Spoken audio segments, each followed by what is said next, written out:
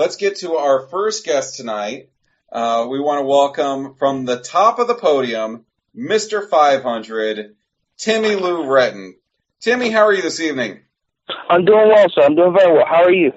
I'm doing just fantastic. I know that you have a history with Huck, so I'm going to pass it on over to Huck to start off the program. Tim, what's going on, man? Hello.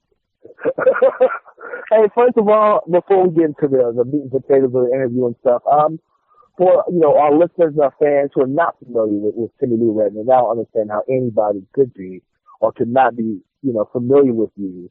Give us a brief synopsis of how you got into the business, who were some of your role models when you were a child, who you look up to, and who actually trained you and brought you into the business. Well, I got into wrestling from my grandfather. I started watching wrestling at the age of 4. He was a big Arn Anderson fan, and every Saturday we watched wrestling together. And I first saw Arn Anderson give the spine buster, and I didn't really understand it, but I was like, up, down, that was cool. Growing up at around age 8, I started doing gymnastics, and then I also started watching wrestling more and more by myself.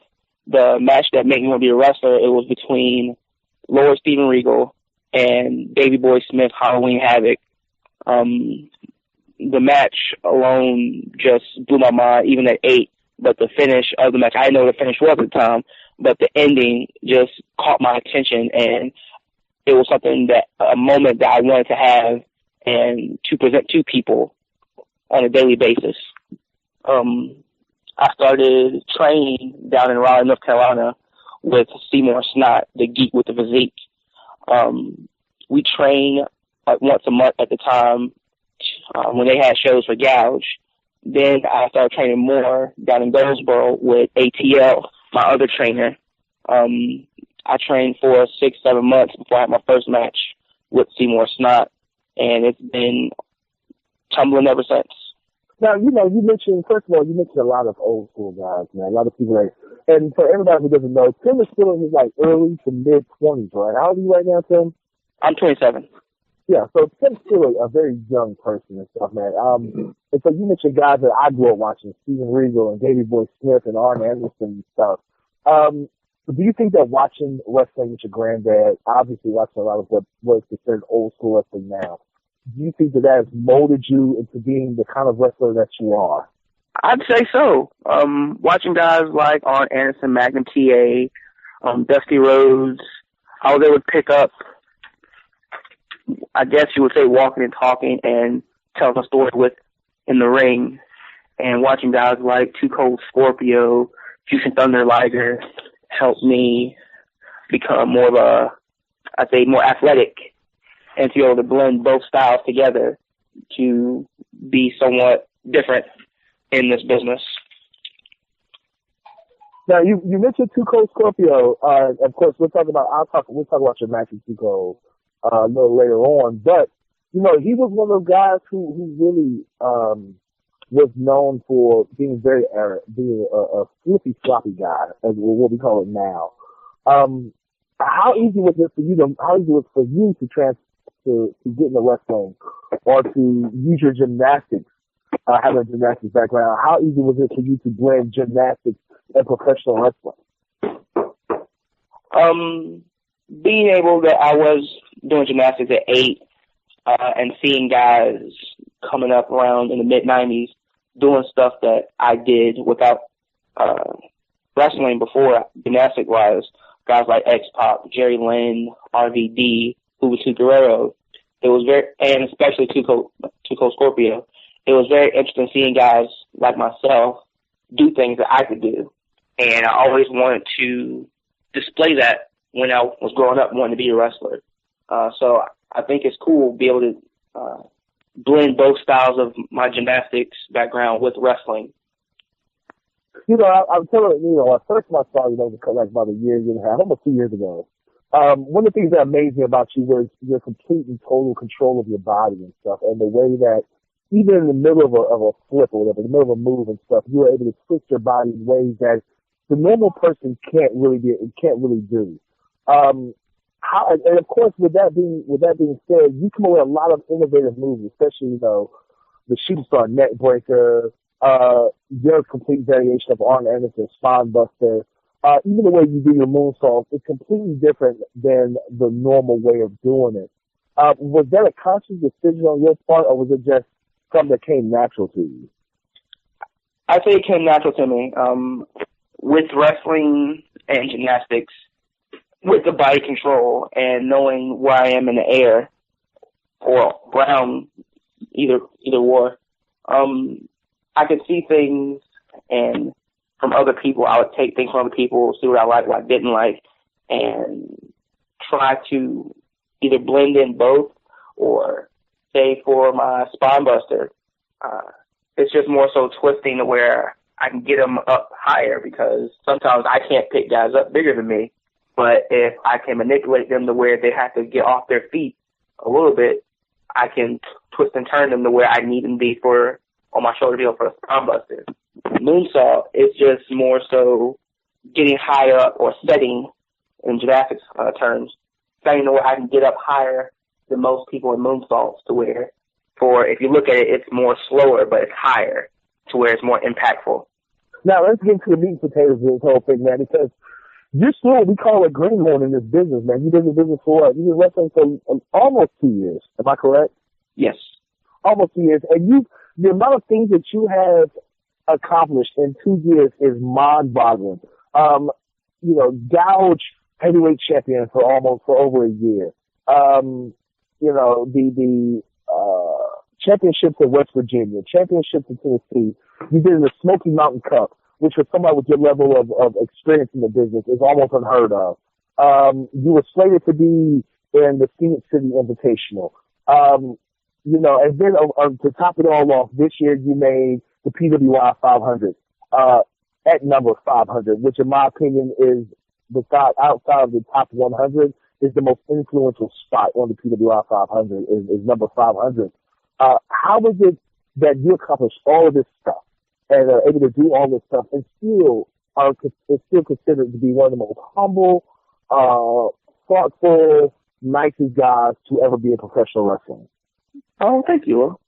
No, but honestly, sometimes it doesn't feel real to me. It's like at any moment, you know how you have one of those dreams where everything just seems right, and at the last moment you just wake up and everything you dreamed of didn't happen. Like sometimes I feel like that's going to happen. I can just reach the top of the plateau in this wrestling business, and just wake up and I have to go to school or something like that. So I just take every moment and relish it because I'm not forever. I understand that. I understood that coming in. So I just take every moment, every person I meet, every match I have, and make the best of it because you never know when it's your last match. You never know when you have to stop. So as much as I've accomplished so far in my career, I still want to have that feeling of training, like my first day of training, having my first match, having my first match out of state, having my first match against a name. I still have those feelings. It's never one of those days like, oh, I got to wrestle. Oh, I got to travel here. It's no, I'm going to New York or I'm going to Indiana to go wrestle and I'm going to have fun. Like, guys that come up. Sorry. No, go ahead. I'm sorry, Tim. Oh, it's okay. I like when people come up to me saying they haven't had a good match in a long time, and then wrestling me, they pulled out things they haven't had. They haven't had in years because of people they had to wrestle. It's just very humbling to be able to pull the best out of people, being still young and still having the same feeling at my first match. Well, ladies and gentlemen, this is the Undisputed Wrestling Show on the Angry Marks podcast.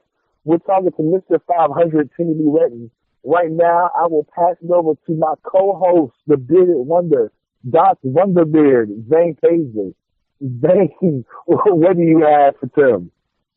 Well, once again, Timmy Retton, thank you so much for coming on with us tonight. I've had the opportunity to announce for you a couple times here in Indiana. As Huck has said, great, humble guy. But let's brag on you for a few minutes. You are the Gouge champion.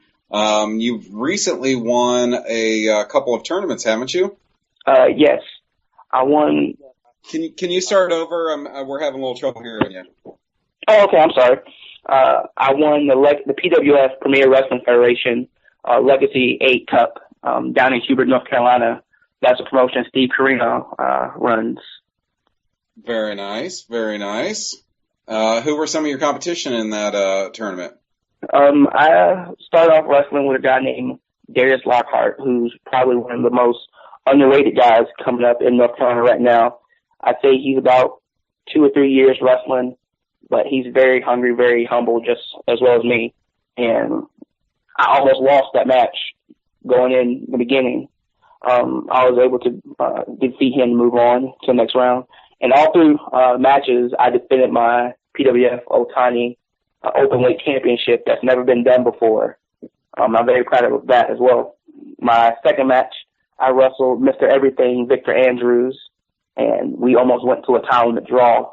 And that was probably my third time wrestling Victor, and every time I wrestled him, we've brought the best out of each other. So I was able to defeat him to move on to the finals, where I had to wrestle PWF's Universal Heavyweight Champion, Anthony Ginazzo, and I beat him to retain my championship and also win the 8 Cup. Well, that is awesome. Tell some of our listeners that aren't familiar with Gouge a little bit about Gouge and how much fun it is to work there. Gouge is awesome. For people who haven't been there or seen or know what it is, it's basically the southern Chikara in the sense of being family friendly, guys with gimmicks, guys that are very fun, interact with the crowd. And it's funny because sometimes people, I would say, downplay Gouge because of gimmicks, but the roster that we have for Gouge is amazing. Guys like Jimmy Jack Funk Jr., who studied under George South, guys like Mickey Gambino, who's been wrestling for 13 years. He's wrestled in Japan, and he's wrestling in Hawaii. Guys like Otto Schwanz, he wrestled in WWE, ECW, WWF, well, back then before it became WWE. I would say me.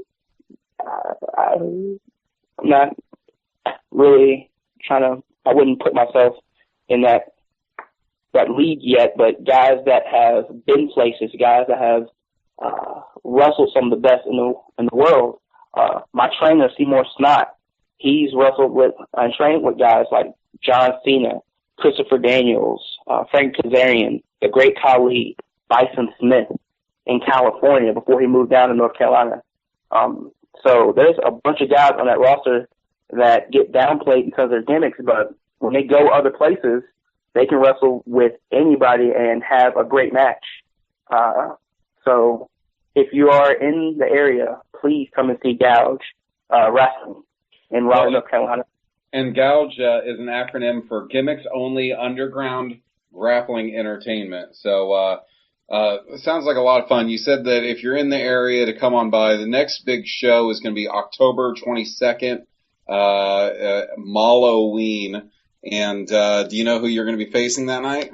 I will not be there that night. I will be traveling to AML to be in a triple threat with Sean Denny and White Mike. Well, I want you to put in a word. Our normal co-host, Sign Guy, is really wanting to get into Gouge sometime. He said that he will be a referee, ring announcer, wrestler, ticket taker, hot dog sales, programs, whatever. So if you can put in a word for our buddy Sign Guy, we'd appreciate it. I'll definitely do my best. I don't know how much influence I have being the heavyweight champion right now, but I will definitely do my most. Well, earlier you had mentioned going all around wrestling, New York, Indiana. Who's part of your crew that you go out with? The set person I have right now is international wrestler Big Bang Ryan Nicole. Hey, Ronnie. Right now it's just me and her, but there'd be times where I would ride with Joseph Agal, formerly known as Joseph Black, Will Huckabee, hey Huck, and I'll ride with anybody because that's what wrestling's about. Traveling with people, getting to know their stories, getting to know what they go through for wrestling. I haven't really had a set guys that I travel with right now, but right now it's just me and Ronnie. Very nice. Well, what shows do you have coming up soon? This weekend I'll be in Mount Airy for AIWF's show. I was in a ladder match, but due to circumstances outside of negotiations, I will not be in a ladder match, but I will still be there wrestling. Okay. Your background in gymnastics really lends well to your wrestling character. I love that you've won all these gymnastic championships in Rio de Janeiro, Brazil. Tell us a little bit about how you came up with that with those ideas to present yourself in that way. Well, when I first started training, Seymour had asked me what did I want to present myself in the business, and at the time I didn't really know because going around the Mid-Atlantic, there was more guys just being themselves. I didn't really get into gouge. I started with gouge, but I didn't really embrace gouge when I first started. I was just still learning who I was as a wrestler, not more so as a gimmick wrestler.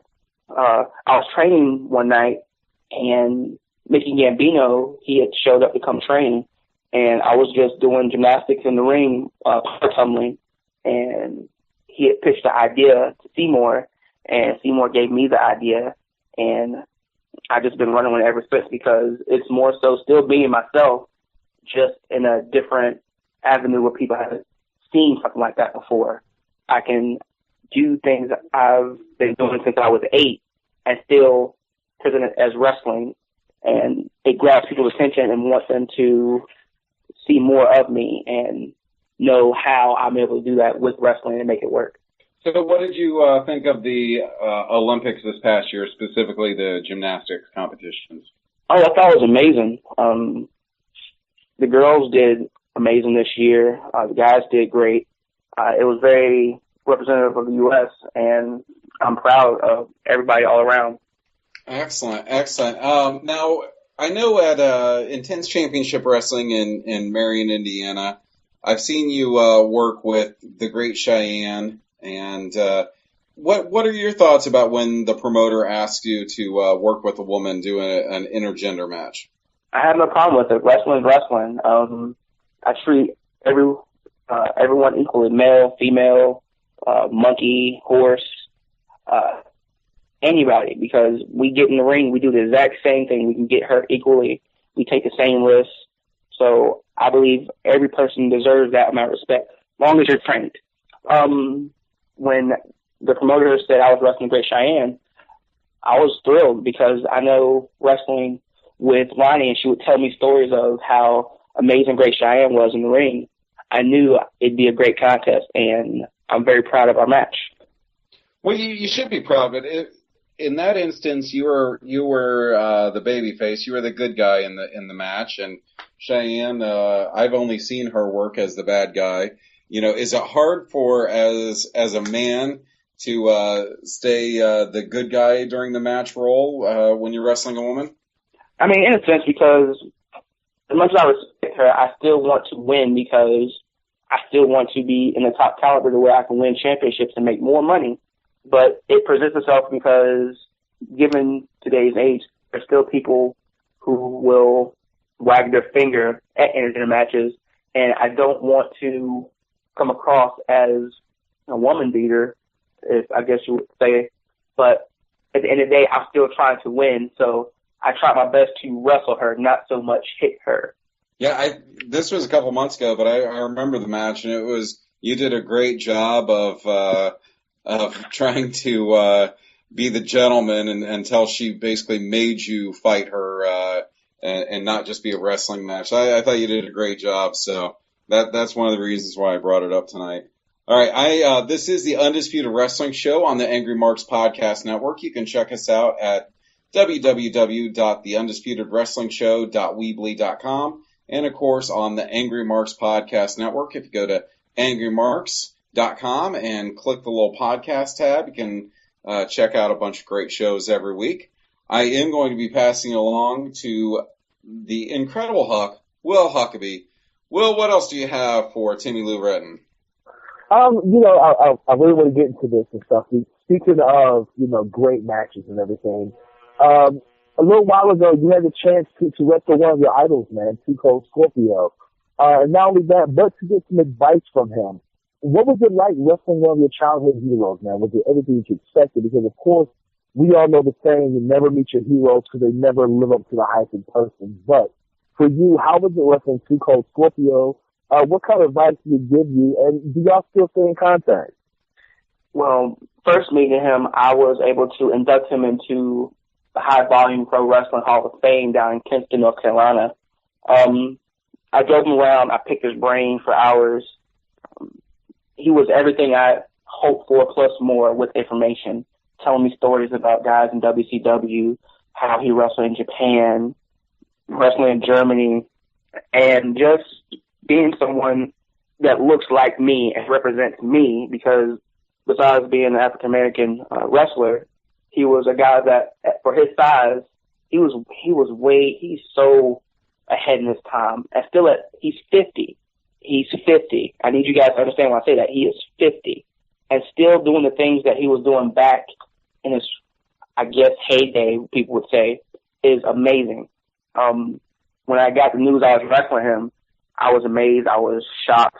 But I wasn't scared. Guys were asking me, are you nervous? No, I'm not nervous. As time went closer to the match, I was getting a little nervous. He got someone, he's going to hit you real hard. I mean, I understand that. I didn't understand how hard it was going to hit me until the match started.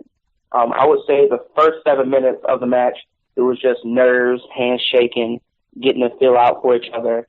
And I was nervous wrecked until he punched me in the mouth. Then after that, it was just balls to the wall, an entire match. And the next night, I felt like I got in a car accident because everything on me was sore. My neck, my head, my legs, my chest, everything was sore. But it was one of those good pains. Like, you gave everything in that match. He was just telling about how stuff like that happens every time in Japan. Like, he told me, I'm going to wrestle you like we're in Japan, because he knows one of my goals is to wrestle in Japan one day. And it was strong style the entire time. And he hit me. I hit my hardest. And he just looked at me like I need to hit harder. And I'm not saying I'm scared, but it's just one of those things where, all right, I got to throw everything in that one elbow or that one punch or that one kick. And towards the end, the more I hit him, the more he was smiling. And the more he was smiling, the more I felt like I was going to die that night. But after the match, shook my hand, gave me a hug, and he said, you are well on your way to being in Japan. We still talk every once in a while when he's back in the States, because he wrestles a lot around the world and normally in Canada. But every time I get a chance to talk to him or ask him to watch one of my matches for critiques, just see how he's doing, how's his family, he'll ask me the same. But it was very humbling, very out-of-body experience. Besides Too Cold Scorpio, man, this is a list of people off the top of my head that I can think of that you've wrestled. Besides Too Cold Scorpio, you got Joe Fregale. You and Joe always tear it up. T.W. Anderson, Jason Kincaid, Chase Owens, Jax Dane.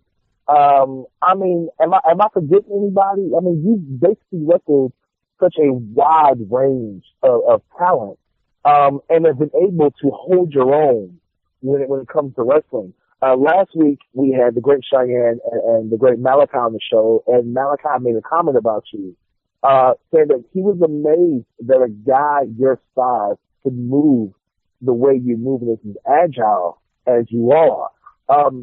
With all the list of guys that you've wrestled with, you've shared the ring with so far, is there anybody on the indies right now? We're not going to talk about WWE or TNA or Japan or anything, or ROH. Is there anybody that's working the indies right now that you would love to step in the ring with? There's a few. I don't really have a list like most guys do. It's just because I want to wrestle everybody. That's how you get better. You wrestle the best to become better. You wrestle the not so good to learn from mistakes to be better. So I don't really have a list. But if I had to choose anybody, I would choose Tommy End. You would choose who? Tommy End. Why is that? I feel like with my style, it'd be so different from his, because he's more smash mouth. I'm more of showmanship. I can still get down and dirty if I need to. I feel like it'd be a good contrast of wrestling styles. Now, Zane, before I say my next thing or ask my next question, I've got to tell you, if you follow, you follow Tim on social media, you're friends with him on Facebook or whatever, Tim is always on Facebook talking about going to training. He's always inviting guys to come and train with him, to come, work out and stuff in the ring and everything. Which for a guy, his amount of business, his amount of time in the business is very rare for somebody to say, hey, look, it's Tuesday. We're going to be in the ring. If anybody wants to show up. You know what I'm saying? For you, Tim, how do you, working your regular shoot job, and I'm not going to say it out here. If you want to tell everybody what you do for a living, you can. But daily life, talk to promoters, setting up bookings and everything. How do you find the time to go to the gym, to go to training, and to put in the quality amount of time that you need in each to consistently get better? Well, with my profession as a gymnastic coach down in Raleigh, North Carolina, I have more of a flexible schedule to where I can do my job and then go train or go work out. I know guys that go to school, they work 9 to 5, they have kids, and they'll still find some time to do some training. Even if it's not a lot, it's still something to where they're progressing conditioning-wise to stay in shape and be better. There's just more guys that I know near me that have more free time that would rather play video games, that would rather go out and have social lives. And I'm not knocking any of that whatsoever.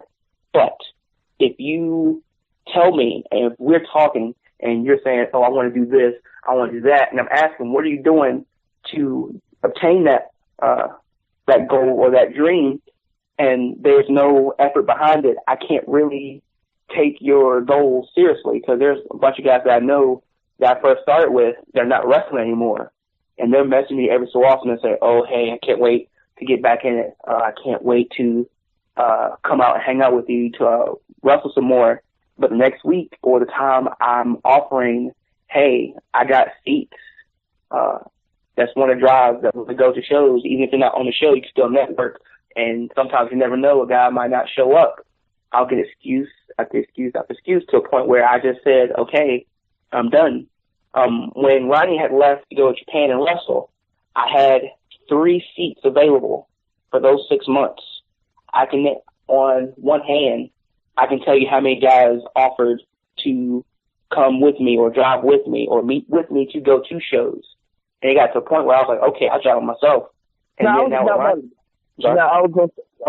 hate to cut you off, because I was going to say, you talk about doing the drives and stuff, and me and you are both members of the Brutal Bob's Doing the Drives Club. For guys like us, it's not just a hashtag. It's what we live and breathe. It's, hey, yo, I'm going to get in the car and I'm going to these shows. And I remember when I first met you and stuff, and the advice. Do you remember the advice I first gave you the first time I met you? Yes. Please tell the world the advice I gave you. Zane, you're going to love this. All right. Basically, when you met me and I was asking you how could I get better, you was telling me I have to put in the work, meaning I have to go to shows, sometimes not getting nothing, sometimes just getting a handshake. But doing that in the long run will help me much more than not going to shows, not going. I would go to shows knowing that I wasn't booked. I would go just to go help, just to go to the promoter. Hey, I'm Tim.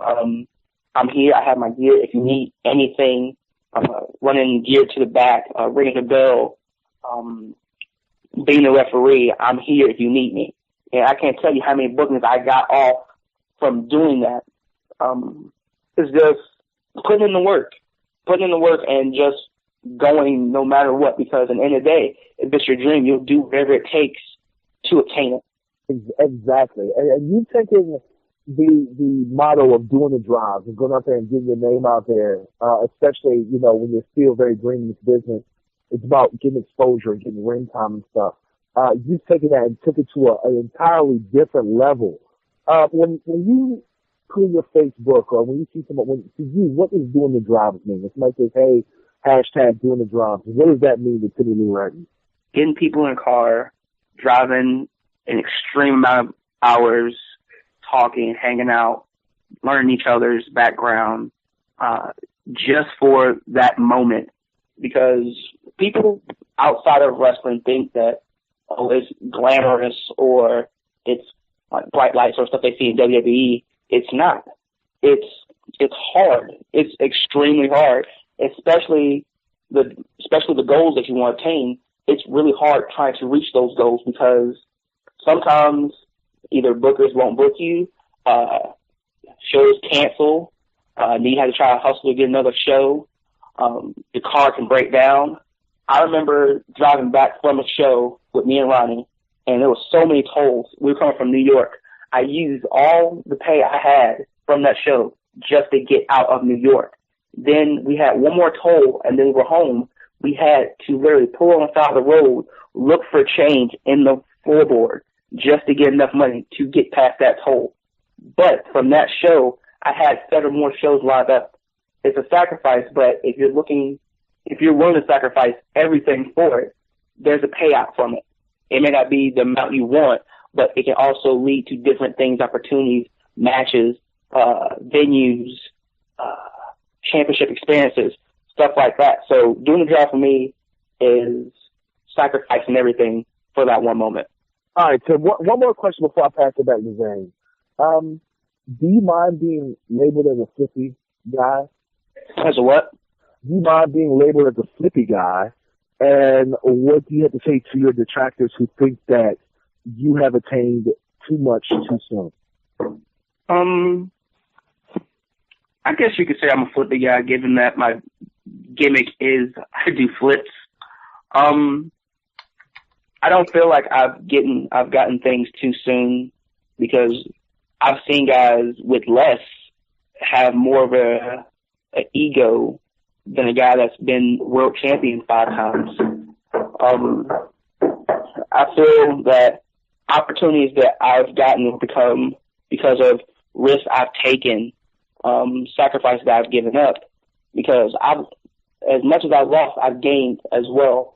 I've lost friends, I've lost moments, times, memories, family members that don't talk anymore because I've missed things because of wrestling. But like I quote this a lot, and I feel like it's the epitome of me in wrestling.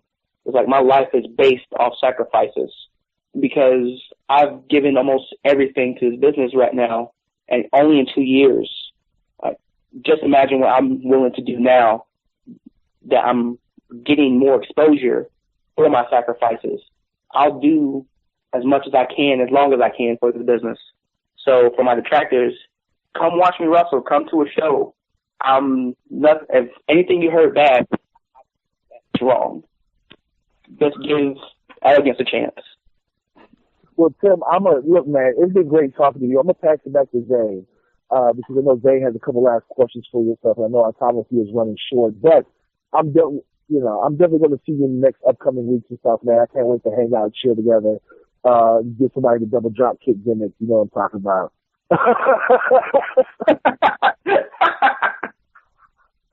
Zane, well, you Tim. Well, once again, this is the Undisputed Wrestling Show on the Angry Marks Podcast Network. We are talking to wrestling's only gymnast and Mr. 500 for PWI. Now, we've alluded to it a couple times, but, how did you find out about being number 500 on for Pro Wrestling Illustrated for the year 2016? It's a funny story, actually. I was asleep because I had just got back out of town from New York wrestling, and my friend Elliot Russell from the Heat Seekers, hello Elliot, he messaged me saying, congratulations, Bubba. You made it to the 500. And I'm still groggy and still tired, so I look at it, and I was like, oh, okay, that's fine, and then go back to sleep. 3 hours later, I wake up to a bunch of messages, a bunch of text messages, Facebook messages, Twitter, Instagram, people congratulate me. I'm like, what did I do? And I'm just looking at it, and it shows that I made it to 500. And it's just weird because growing up, I used to read it. I had stacks and stacks and stacks and stacks and stacks of magazines from PWI. And to even be mentioned in it is overwhelming. To be in the the 500 is breathtaking because I know some of the guys that have been 500 and gone on to do great things. Guys like Space Monkey, guys like Rito, guys like Nick Nemeth or Dolph Ziggler. So to be in that category and to people to know me because I'm the last person, the first and last person PWI 500, they could remember because it's easy. So as most people will say, oh, you're fine, you barely made it. Like, yeah, I barely did. But I'm in there and I'll use it as much as I can because, like I said, I didn't expect any of this, really. I didn't expect to wrestle. Like, my only goal in wrestling when I first started was to not be bad at it. And for the fact that I'm doing all this stuff and experiencing all this stuff, it's still a dream come true to me. So it's just amazing. Yeah, that is awesome. Now, Will, what was your ranking?